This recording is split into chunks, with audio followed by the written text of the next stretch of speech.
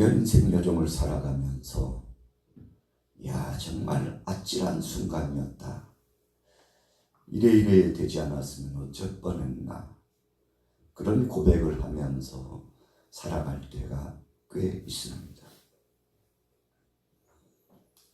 그래서 그 순간을 기적같이 체험하고 보낸 시간이라고 합니다. 하나님께서 정확하게 시간차를 맞춰서 우리를 도와주시고 우리와 함께 주시지 않았더라면 참 큰일 날 뻔했다. 우리가 좀 심한 표현으로 그런 이야기를 합니다. 진짜 죽을 뻔했다.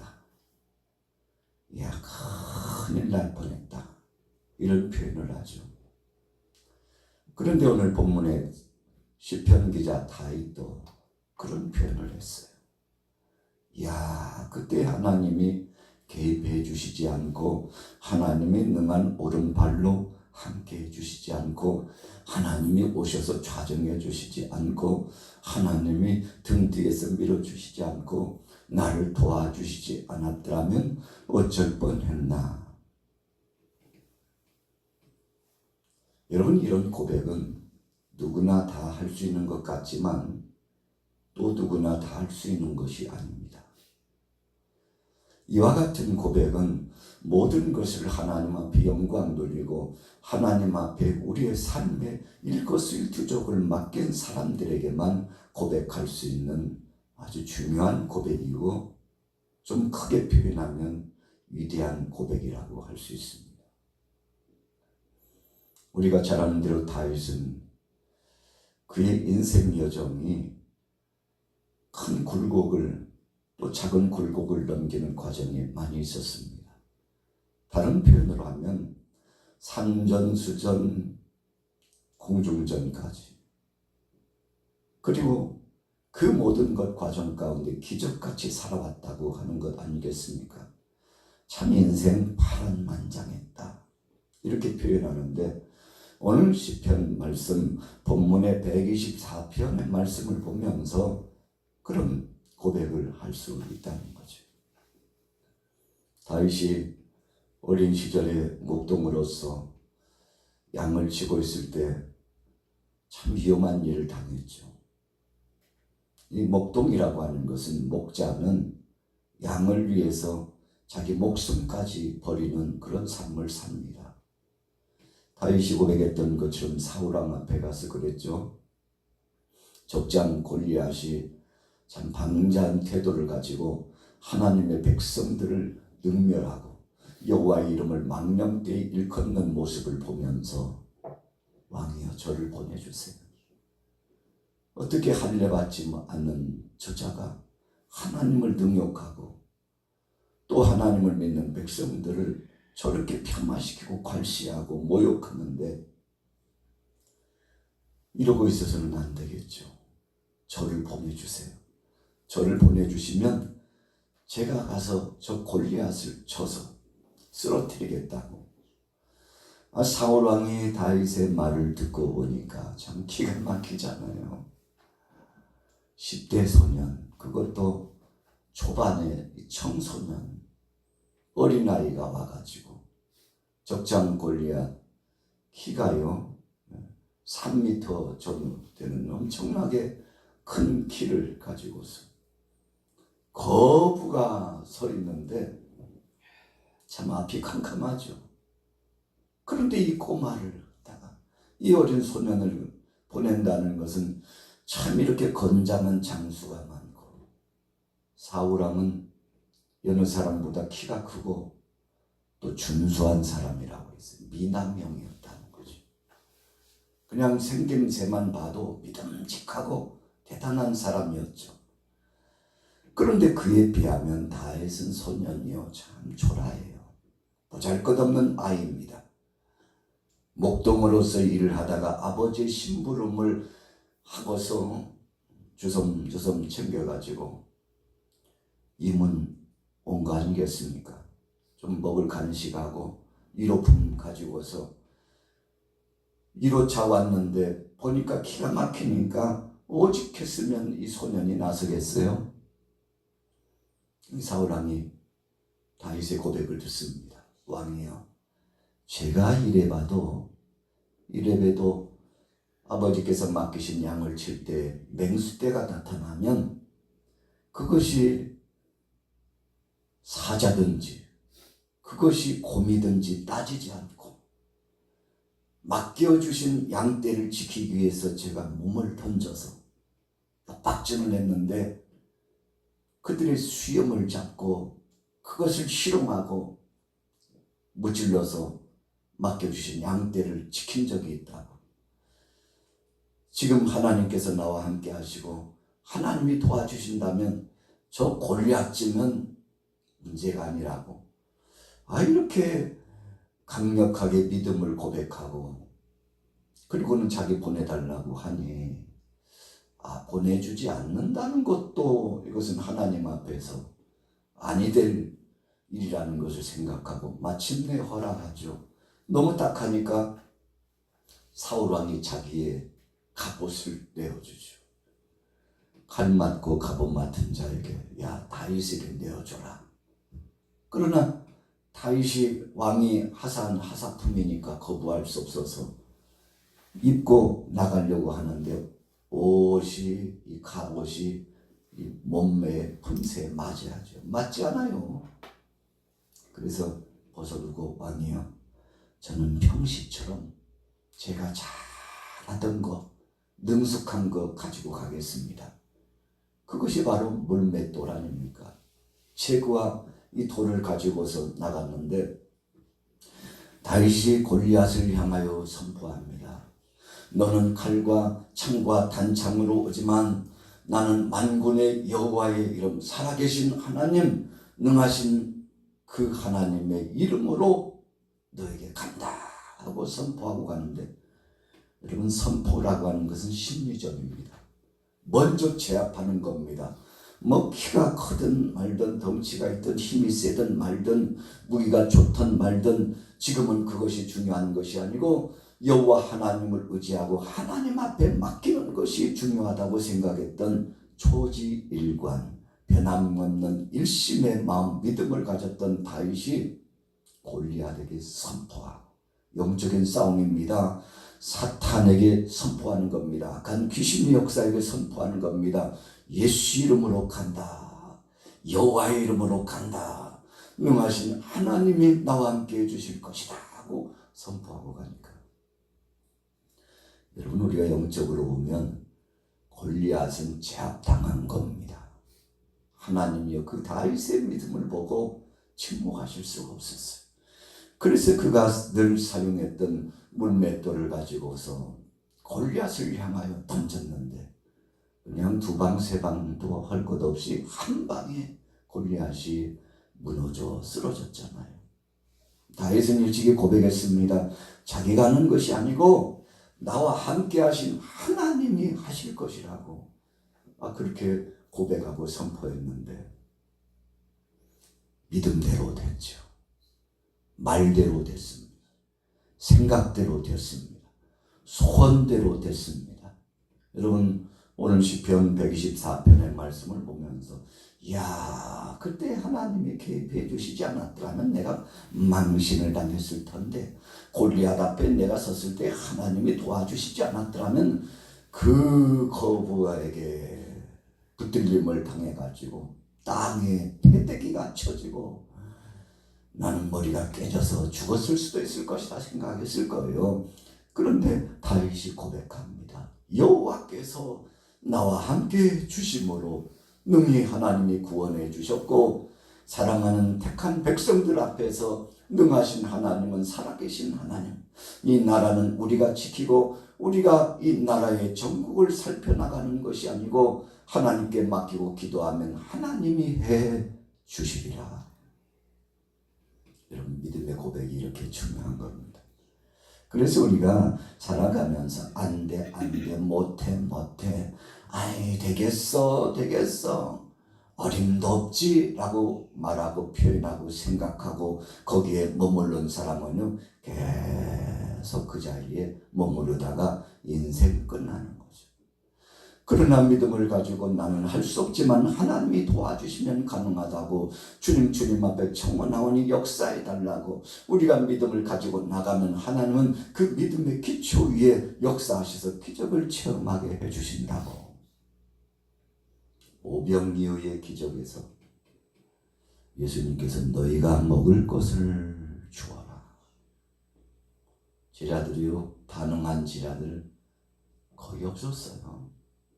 불평은 많이 했죠. 그 중에 대표적으로 빌립은 계산해 보니까 하나로 따지면 한 2천만 원, 200데나리온에 아이고 떡을 사서 이들을 먹이리까. 돈이 없어서도 못한다는 거죠. 여건과 상황이 이 광야에서 어디서 음식을 구하느냐 하는 거죠. 그리고는 그냥 끝났습니다. 다른 제자들도 그 뒤를 쫓아서 똑같은 반응을 했죠. 그런데 안드레는 수소문을 했어요. 자꾸 찾았습니다.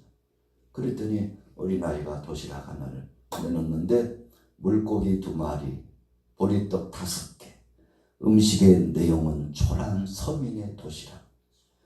아휴, 어떻게 이런 도시락도 먹나 싶을 만큼 서민의 도시락. 버려진 고기를 주워다가 어머니가 사랑하는 아들을 그래도 배고프지 않게 하기 위해서 만든 음식. 여러분, 그래서 물고기 2마리 할 때 이 물고기는 원문에 보니까 버려진 고기예요. 어부들이 고기를 잡고 상품 가치가 없는 거, 너무 작아가지고 모양새도 이상하고 여기저기 찢기고 그런 것들 그냥 다 부둣가에 버려두고 가면 이웃을 생각하는 마음으로 거기다가 덤으로 그냥 한 바퀴에서 더 부어놓고 가면 그거 주워다가 연약한 여성들이 또 아이들이 노인들이 와가지고 그거 주워다가 우리 식구들 한 끼의 식량이고 함께 먹을 것인데 해서 그거 주워다가 만든 도시락이었다는 것입니다. 그런데 예수님은 그거 보고서 됐다. 이거면 충분하다. 제자들에게 명령합니다. 50씩 100씩 다 질서정연하게 앉혀라. 여러분, 그런 명령을 받았을 때도 제자들이 불평하고 원망했을 가능성 많습니다. 그러나 주님이 명령하시니 억지 순종이라도 순종했죠. 그랬더니 예수님께서 그 도시락을 가지고 하늘을 우러러 축사하시고 됐다, 가져다 줘라 하고 나누어 주니까 먹고도 남은 것이 12바구니. 여러분, 주님 앞에서는 풍성했다는 겁니다. 안드레는 생각했을 거예요. 그때 우리가 주님의 말씀을 듣고 순종하지 않았더라면 어쩔 뻔했나. 어린아이가 생각했을 거예요.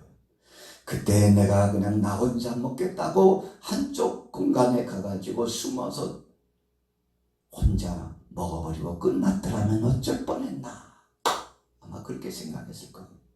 내가 안드레 제자님에게 내어주고 안드레 제자님이 예수님 앞에 올려드렸던 것이 얼마나 중요한가.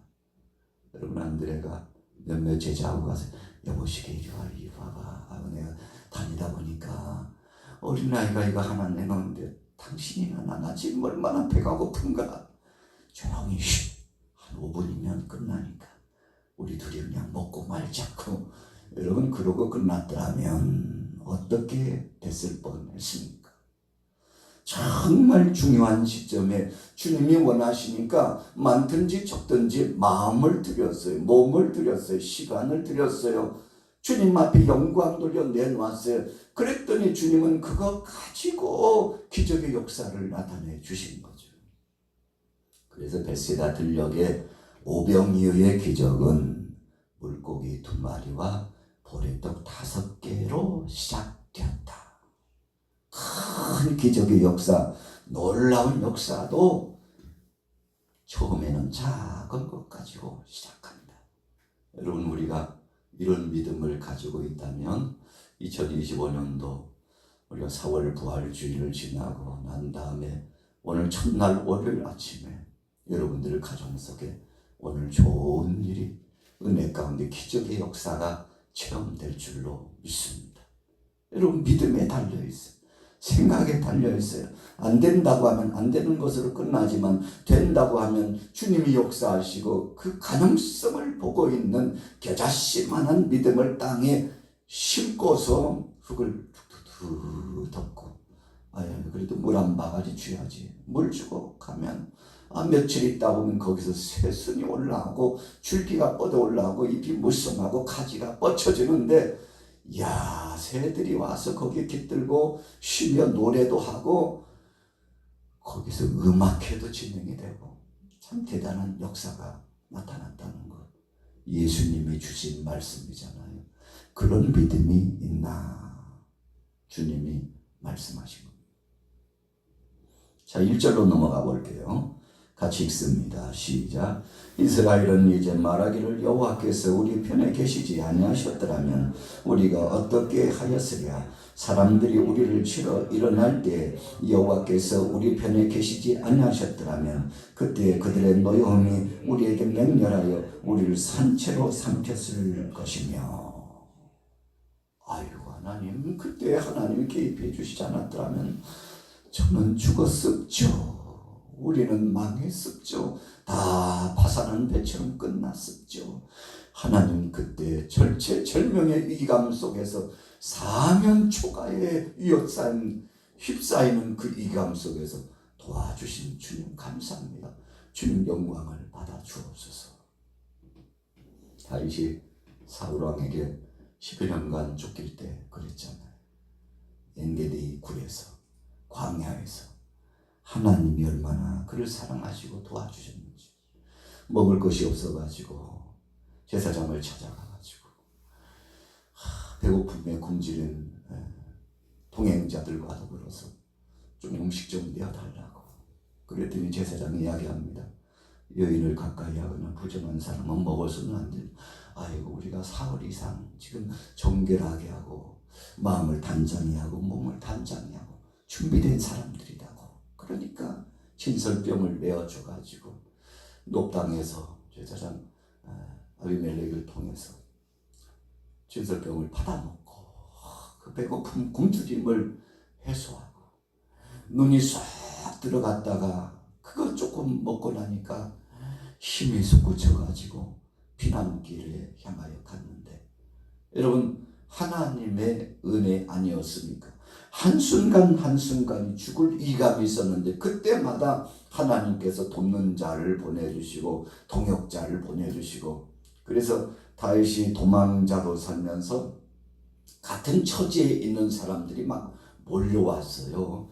그래서 그 사람들을 분석해 보니까 마음에 상처받은 사람들, 짓눌리고 고통당하는 사람들이 다윗 편에 함께 와가지고 다윗이 그 약하고 어려움 당하는 사람들을 이해하고 공감해주고 사랑해주고 함께 기도해주고 일일이 챙겨주고 감싸주니까 다윗을 따르던 사람들이 얼마나 많았는지 몰라요. 그러나 그때마다 다윗은 다 보내는 거죠. 여러분들, 나를 따라오는 것이 나를 위하는 것이 아니고 당신들 위하는 거 아니라고. 그러니 지금 자중하시고 당신들의 몸을 보존하라고. 오히려 다윗은 자신을 도와주고 선대하는 사람들을 아끼고 걱정했던 다윗 아니었겠습니까? 하나님께서 그 다윗의 마음의 중심을 보셨던 거예요. 사울왕을 2번씩이나 죽일 수 있는 그에게 살기 등등할 수 있는 힘과 시간과 기회가 주어졌지만 다윗은 그것을 기회로 생각하지 않고 이것은 나를 시험하시는 것이라고 생각하고, 나중에는 사울왕의 옷자락을 뺀 것까지도 그가 철저하게 회개하지 않습니까? 그러니까 다윗은 근본이 아름다운 사람이었어요. 우리가 좀 센 표현으로 이 마음보가 좋은 사람이었어요. 그래서 하나님께서 이 다윗을 보시고 이새의 아들 다윗을 만나니 내 마음에 합한 자다. 내가 저를 통해서 내 뜻을 다 이루리라고 하나님이 감동받으셔가지고 다윗을 세워주시고 그를 크게 쓰시고 역대 왕 가운데 대표적인 왕 하면 다윗 왕. 여러분, 하나님 앞에 우리가 다 맡기면 그 다음에는 하나님이 해 주시는 거죠. 자, 보십시오. 4절로 넘어가 봅니다. 같이 4절 시작. 그때의 물이 우리를 휩쓸며 시내가 우리 영혼을 삼켰을 것이며 그때 넘치는 물이 우리 영혼을 삼켰을 것이라 할 것이로다. 우리를 내주어 그들의 이에 씹히지 아니하게 하신 여호와를 찬송할지로다. 우리의 영혼이 사냥꾼의 올무에서 벗어난 새같이 되었나니 올무가 끊어짐으로 우리가 벗어났도다.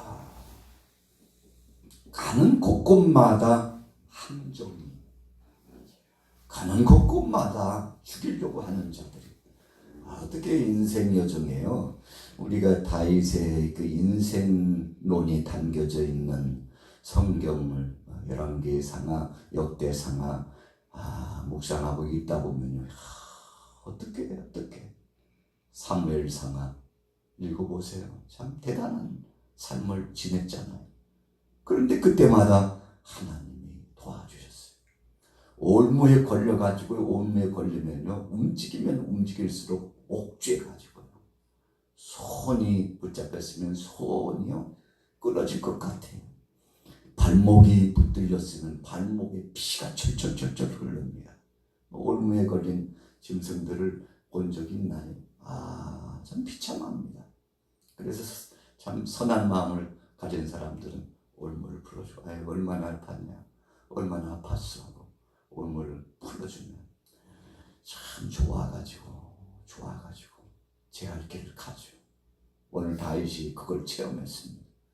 그래서 오늘 본문의 마지막 절을 8절 읽습니다. 시작. 우리의 도움은 천지를 지으신 여호와의 이름에 있도다. 다윗이, 여호사밧이, 전쟁은 여호와의 손에 있다. 하나님께 달려있다. 내 삶의 이 모든 것의 결과는 하나님의 손에 달려있다. 천지를 지으신 여호와 하나님, 모든 것을 도우시고 능한 역사로 함께 하시는 하나님께 달려있다. 그분이 도와주셨다고 찬양했는데, 오늘 시편 124편을 보면서 그때 하나님이 그렇게 안 해주셨더라며 어쩔 뻔했나. 오늘 하루 동안도 이런 은혜가 넘치시고 기적이 체험되시기를 예수님의 이름으로 축원합니다.